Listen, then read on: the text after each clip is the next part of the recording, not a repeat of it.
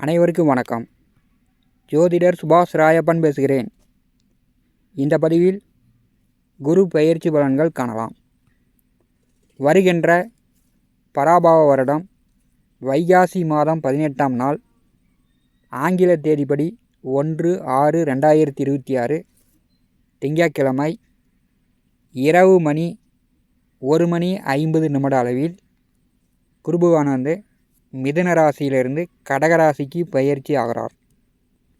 அதாவது புனர்பூச நட்சத்திரம் 3ஆம் பாதத்திலிருந்து புனர்பூச நட்சத்திரம் 4ஆம் பாதம் கடகராசிக்கு குருபகவான் பயிற்சி ஆகிறார். அடுத்த ஓராண்டு காலம் அதிசாரமாக ஐப்பசி மாதம் முதல் தை மாதம் வரை சிம்மராசிக்கு சென்றுவிட்டு வக்கரகதியில் மீண்டும் கடகராசியிலே அமர்ந்திருக்க போகிறார். 12 வருடங்களுக்கு பிறகு குருபகவான் கடகராசியில் உச்சம். கடகராசியில் குருபகவான் அமர்ந்து பொதுவாக என்னென்ன செய்ய போகிறார் என்பதை முதலில் காணலாம். அடுத்தது ஒவ்வொரு ராசிக்கும் குரு பெயர்ச்சி பலன்கள் காணலாம். கடகராசியில் குருபகவான் அமரும்போது ஆலய பூஜைகளும் ஆன்மீகங்களும் பக்தி வழிபாடுகளும் அதிகரிக்கும். பணப்புழக்கம் நன்றாக இருக்கும். பணக்காரர்களுக்கும் பாமரர்களுக்கும் பணத்தட்டுப்பாடு பிரச்சனை உண்டாகும். வங்கித்துறை நன்கு விருத்தியடையும். சாஸ்திர சம்பிரதாயங்களில் நீதி நியாயம் நெறிமுறைகளை மக்கள் தவறாமல் கடைபிடிப்பாங்க. காலாகாலத்திற்கு நல்ல மழை பொழியும். விவசாயம் செழிக்கும். திருமணம் செய்து வெகு காலமாக குழந்தை பாக்கியம் இல்லாதவர்களுக்கு இறைவனுடைய அனுகிரகத்தால் குழந்தை பாக்கியம் உண்டாகும்.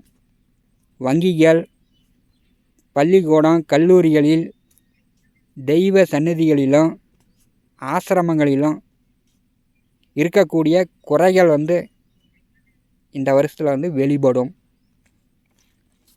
கடகராசியில் குருபகவான் செல்லும்போது பெண்களுக்கு எதிரான குற்றங்கள் அதிகரிக்கும். பள்ளி மாணவிகள், கல்லூரி மாணவிகள், திருமணமான பெண்கள் தனிமையில் செல்வதை தவிர்க்க வேண்டும். நகை ஆபரணங்கள் பெண்கள் அணிந்து இரவில் செல்வதை தவிர்க்க வேண்டும். பெண்கள் அந்நியர்களை நம்ப வேண்டாம். குருபகவான் கடகத்தில் செல்லும்போது ஆணாதிக்கம் அதிகரிக்கும். குருபகவான் சர்ப்பங்கள் பிடியில் அடுத்த ஓராண்டு பார்த்திங்கன்னா ராகுகேதுனுடைய பிடியில் செல்வார்.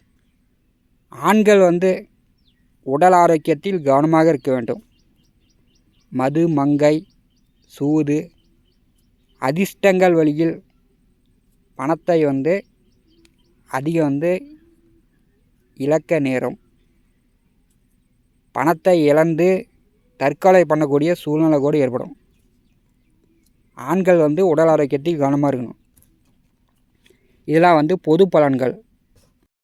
அடுத்து ஒவ்வொரு ராசிக்கும் குரு பயிற்சி பலன்கள் எப்படி இருக்கும் என்பதை காணலாம்.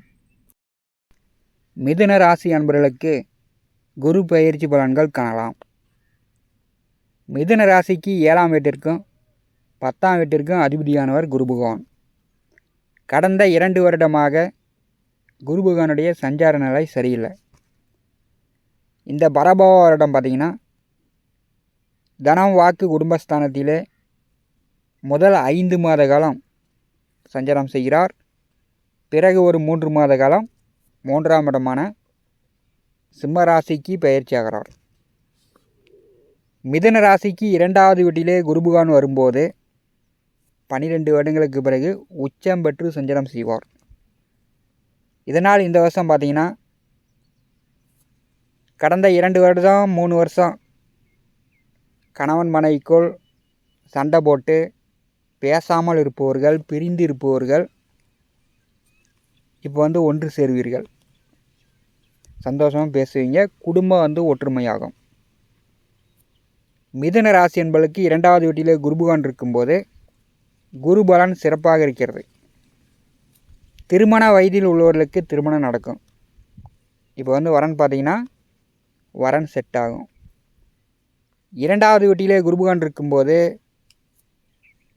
மிதுன ராசி அன்பர்கள் நீண்ட காலமாக குழந்தை பாக்கியத்திற்கு காத்து கொண்டிருப்பவர்கள், 1 வருஷம் 2 வருஷமாக குழந்தை பாக்கியத்திற்கு காத்து கொண்டிருப்பவர்களுக்கு குழந்தை பாக்கியம் உண்டு. உங்கள் பிள்ளைகளுக்கு இருந்து வந்த பிரச்சனைகள் தீரும். நோய் நொடி, படிப்பு சார்ந்து, வேலை உத்தியோகம் சார்ந்து இருக்கக்கூடிய பிரச்சனைகள் தீரும். மிதுன ராசிக்கு 2வது வீட்டிலே குரு பகவான் உச்சம் பெற்று சஞ்சாரம் செய்யும்போது பூரிய சொத்து சார்ந்த பிரச்சனைகள் தீரும். பல வருட காலமாக பூரிய சொத்துக்களில் கோர்ட்டு கேஸு வழக்கு வில்லங்க சட்ட சிக்கல் இருந்துச்சுன்னா அதெல்லாம் தீரும். அண்ணன் தம்பி ஒற்றுமையுடன் பூரிய சொத்து பாகபிரிவினை செய்யக்கூடியவர்கள் இந்த வருஷம் சிறப்பாக செய்து கொள்வீர்கள். மிதுன ராசிக்கு 2வது வீட்டிலே குரு பகவான் அமர்ந்து 9ஆம் பார்வையால் தன்னுடைய வீட்டை குரு பகவான் பரிசுகிறார். மிதுன ராசிக்கு 10வது வீட்டிலே சனி பகவான் அமர்ந்திருக்கிறார். இப்போ தொழில் செய்து கொண்டிருப்பவர்களுக்கு கொஞ்சம் மந்தமாக இருக்கும், நல்லா வருமானம் வர மாட்டேங்குது அப்படின்ற மாதிரியான பிரச்சனை இருக்கும். குரு பகவான் பார்வை செய்யும்போது விவசாயம் முதல் நீங்கள் செய்கின்ற வேலை அனைத்தும் நல்ல வருமானத்தை கொடுக்கும். இயந்திரம், வண்டி, வாகனம், இரும்பு சம்மந்தப்பட்ட தொழில் வேலை செய்யக்கூடியவர்களுக்கு நல்ல வருமானம் உண்டு. புதிதாக உங்கள் தொழிலுக்காக வண்டி வாகனங்கள் வாங்கி விடுவீர்கள். அதே மாதிரி வீட்டு மனையோ விவசாய நிலமோ சொத்துக்கள் வாங்கிறதுக்கான வாய்ப்புண்டு. தங்க நகை எடுப்பதற்கான வாய்ப்புண்டு. தொழிற்ஸ்தானத்தை குரு பகவான் பார்வை செய்யும்போது புதிதாக தொழில் தொடங்கலாம். அதற்குண்டான வாய்ப்புகள் இந்த வருஷம் உண்டு. மிதுன ராசிக்கு 10வது வீட்டிலே சனி பகவான் வந்திருக்கும் போது நீங்களே கஷ்டப்பட்டு கொஞ்சம் உழைக்க வேண்டிய சூழ்நிலை வரும். வேலையாட்களை நம்பாமல் நீங்களே உழைக்கணும். உங்கள் தொழிலுக்கு வேலையாட்கள் தாராளமாக கிடைப்பாங்க. வேலை செய்யக்கூடியவர்கள் அரசு உத்தியோகமாக இருந்தாலும் சரி, தனியார் துறையாக இருந்தாலும் சரி, லஞ்சம் லாவணியெல்லாம் பார்த்துக்கணும். டேபிள் கடியில் கை நீட்டி லஞ்சம் வாங்கினீங்கன்னா இந்த காலகட்டத்தில் வெளியில் தெரிஞ்சு வேலையை இழக்க வேண்டிய சூழ்நிலை கூட வரும். ஏன்னா மிதுன ராசிக்கு குரு பகவான் சமசப்தமாதிபதி பாதகாதிபதியாக வரும்போது, அவர் உச்சம் பெறும்போது, குரு பகவானுடைய பார்வை 10வது வீட்டிற்கு விழும்போது உத்தியோகம் பார்க்கக்கூடியவர்கள் லஞ்ச லாவண்யம், பொய் பித்தலாட்டம் இல்லாமல் தொழில் வேலை உத்தியோகத்தில் கரெக்டாக நேர்மையாக நடந்துக்கிட்டிங்கன்னா இந்த காலகட்டம் பொருளாதார முன்னேற்றம் மிதுன ராசிக்கு மிகச்சிறப்பாக இருக்கும். குரு பகவானுடைய 7ஆம் பார்வை சமசப்தம பார்வையால் மிதுன ராசிக்கு 8ஆம் இடமான அஷ்டமஸ்தானத்தை பரிசுகிறார். கோர்ட்டு கேஸு வழக்கு வில்லங்கம் சட்ட சிக்கல் இருந்துச்சுன்னா இந்த காலகட்டம் தீரும்.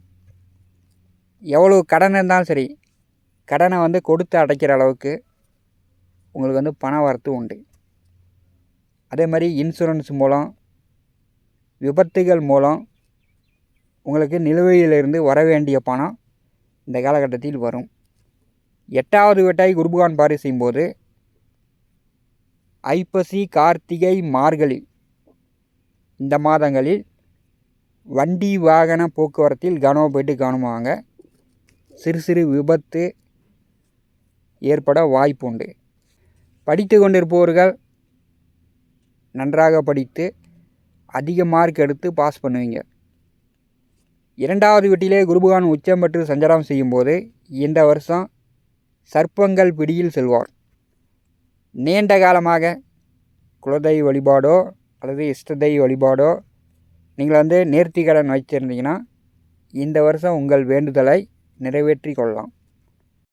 தெய்வஸ்தலங்களுக்கு சென்று இறைவனுடைய தரிசனம் காண்பீர்கள். இறைவனுடைய அனுகிரகம் பரிபூர்ணமாக கிடைக்கும். குரு பகவானுடைய 5ஆம் பார்வை மிதுன ராசிக்கு 6வது வீட்டின் மேல் விழுகிறது. பகையாளி இருக்க மாட்டாங்க, எதிரிகள் இருக்க மாட்டாங்க. உங்கள் வீட்டை சுற்றி இருப்பவர்கள் எல்லாமே சந்தோஷமாக நட்பாக இருப்பாங்க. கடன் இருந்தால் கடனை கொடுத்து அடைக்கலாம். மிதுன ராசி என்பவர்களுக்கு வேலை உத்தியோகம் நன்றாக இருக்கும். வேலை உத்தியோகம் பார்க்கக்கூடியவர்களுக்கு பதவி உயர்வு, கூடுதல் சம்பளம் இந்த வருஷம் எதிர்பார்க்கலாம். பழைய வண்டி வாகனம், பூர்வீக சொத்து ஏதாவது விற்கணும் அப்படின்னு விலை சொல்லி கொண்டிருப்பவர்கள் அதிக விலைக்கு விற்று நல்ல லாபங்களுக்கு விற்று நீங்கள் புதிய நிலம் சொத்துக்கள் வாங்கிறதுக்கு, வண்டி வாகனங்கள் வாங்கிறதுக்கு இந்த குரு பெயர்ச்சியின் மூலம் மிதுன ராசி என்பவர்களுக்கு உச்சகட்ட யோகத்தை தரப்போகிறது. நீங்கள் பயன்படுத்தி கொள்ளலாம். கடகராசியில் நீர் ராசியில் குரு பகவான் உச்சம் பெற்று சஞ்சாரம் செய்யும்போது நீங்களோ அல்லது உங்கள் குழந்தைகளோ நீர்நிலைகளுக்கு செல்லாமல் பார்த்துங்க. அதாவது கிணறு, ஏரி, குளம், குட்டை, கடல் இந்த மாதிரி நீர்நிலைகளுக்கு சென்றாலும் கவனமாக சென்று வருவது நல்லது. 7ஆம் அதிபதி 2வது வீட்டிலே உச்சம் பெற்று சஞ்சாரம் செய்யும்போது பிரிந்த கணவன் மனைவி ஒன்று சேர்வீர்கள். குடும்ப பிரச்சனை இல்லாமல் இந்த வருஷம் சிறப்பாக செல்லும். வாழ்க்கை துணைக்கு ஆரோக்கிய குறைபாடு இருந்துச்சுன்னா நல்ல மருத்துவம் பார்த்து நோயை போக்கிக் கொள்ளலாம்.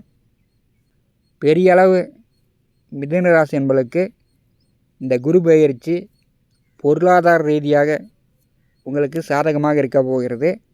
மிதுன ராசி என்பவர்கள் பயன்படுத்தி கொள்ளுங்கள். நம்முடைய T70 ஸ்டுடியோ யூடியூப் சேனலில் தினந்தோறும் ஜோதிட பலன்கள் பதிவிடப்படும்.